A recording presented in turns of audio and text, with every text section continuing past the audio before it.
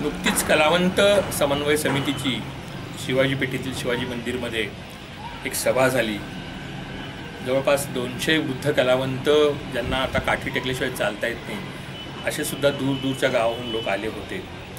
आणि आमची प्रामुख्याने अशी अट आहे या समन्वय समितीची की वर्षाकाठी 24,000चं जे उत्पन्नाचा दाखला आहे तो रद्द केला पाहिजे, कारण या वयात ह्या लोकांना उत्पन्नाचा दाखला मिळवणं शक्य नसतं।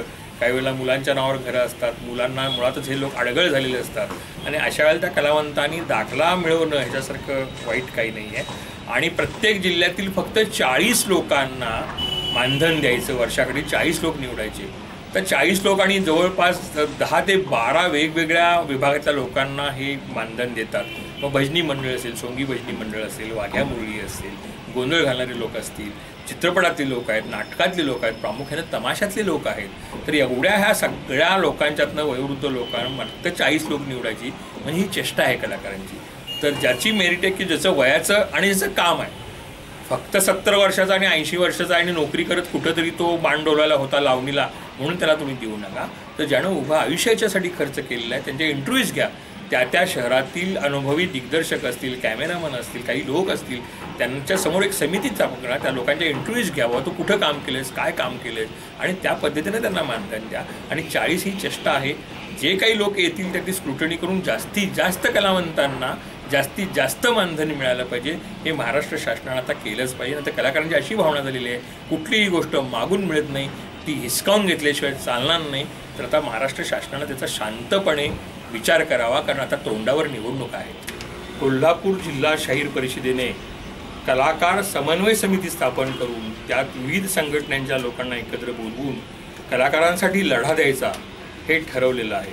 आणि सगळ्यांचं एकच मत आहे की आता शासनाकडं मागून काय मिळत नाही तर ते हिसकावून घेतलं पाहिजे। की ज्या कलाकारांनी आपली उभं आयुष्य त्या कलेसाठी उधळून लावलेलं असतं, आपल्या संसाराकडं, आपल्या मुलाबाळांच्याकडे दुर्लक्ष केलेलं असतं, त्या वयोवृद्ध कलावंतांना वयाच्या उतरत्या काळात मानधन न मिळणं हे याच्यासारखी शोकांतिका आहे। आणि महाराष्ट्र शासनाच्या सांस्कृतिक विभागानं खरोखरच कलाकारांच्याकडं पाहिलं पाहिजे। मोठमोठ्या कलाकारांना लाखो रुपयाचे आम्ही पुरस्कार देतो, काल दूरदर्शन किंवा मालिकेत येणाऱ्या नायिकेला आम्ही मोठमोठे पुरस्कार जाहीर करतो, पण त्याच्यामागं काम करणारी एक पिढी आहे ज्यांनी पिढ्यानपिढ्या हे सगळं चालवत आणलेलं आहे, लोककलेचा वारसा, यांच्याकडे सुद्धा आपण थोडं सहानुभूतीपूर्वक शासनानं बघितलं पाहिजे। सध्या वृद्ध कलावंतांच्या मानधनाचा प्रश्न ऐरणीवर आहे। महाराष्ट्र शासनासमोर असे नित्यनेमाने अनेक प्रश्न उभारत असतात आणि ते प्रश्न संपत असतात आपोआप।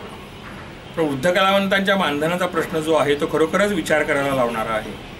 कारण ज्या कलाकारांनी उभं आयुष्य आपलं उधळून लावलेलं असतं, मग आपल्या संसाराकडं, आपल्या मुलाबाळांच्याकडे त्यांनी लक्ष दिलेलं नसतं आणि कलेसाठी ज्यांनी आपलं सर्वस्व अर्पण करून वयोवृद्ध वृद्धापकाळात त्यांना मात्र प्रतीक्षा करावी लागते मानधनाची आणि तेही वेळेवर मिळत नाही। अलीकडं तर आता असं केलं की महाराष्ट्र शासनाच्या सांस्कृतिक विभागानं किंवा महाराष्ट्र शासनाचा असा नियम त्यांनी काढलेला आहे की ज्या कलाकाराचा वार्षिक 24,000 रुपयाचा दाखला आहे उत्पन्नाचा त्यालाच हे मानधन दिलं जाईल। आता पूर्वीपासून ज्यांना देत आले त्यांनासुद्धा ही अट, काही आता 60-70 वर्षाचे लोक आहेत ग्रामीण भागात राहणारे, म्हणजे गोंधळी असतील, भजनी कलाकार असतील, वाघ्या मुरळी असतील, त्यांना गावातून बसणं, गावात बाहेर पडणं किती अवघड आहे आणि इथे येऊन कलेक्टर कचेरी, तहसीलदार कचेरी हे खेटं घालणं त्या लोकांना शक्य आहे का? आणि शासनानं थोडी तरी सहानुभूतीपूर्वक ह्या वृद्ध कलावंतांच्या मानधनाबाबत विचार करायचा। इतके मोठे प्रोजेक्ट करतो आपण, आता मुंबईसारख्या समुद्रात छत्रपती शिवाजी महाराजांचा आम्ही पुतळा बसवायला निघालो, पण त्या छत्रपतींच्या काळापासून गडकिल्ल्यावर जे वाघ्या मुरळीची परंपरा चालत आहे, गोंधळ घालणाऱ्या लोकांची परंपरा चालत आहे, त्यांची पोटं कशी भरतील हेही पहिलं पाहिलं पाहिजे।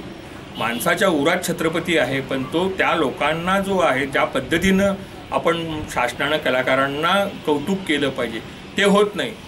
अशा वेळेला मग आठवण येते छत्रपती शिवरायांची किंवा छत्रपती शाहू महाराजांची, राजाची शाहू महाराजांची, तर त्यांची नावं घेऊन आपण निवडणुका जिंकतो। तर त्या लोकांचं जे एक ध्येय होतं, एक उद्दिष्ट होतं की कलाकारांना, जे राजा शाहू महाराज आमचा तर एखाद्या कलाकारानं चांगली अदा केली तर त्याचं हत्तीवरून मिरवणूक काढणारा शाहू महाराज होता आणि त्या शाहू राजाच्या नगरीत आज कलाकारांना हातात जन्माचे दाखले घेऊन वनवन फिरायला लागते, याच्यासारखी शोकांतिका नाही।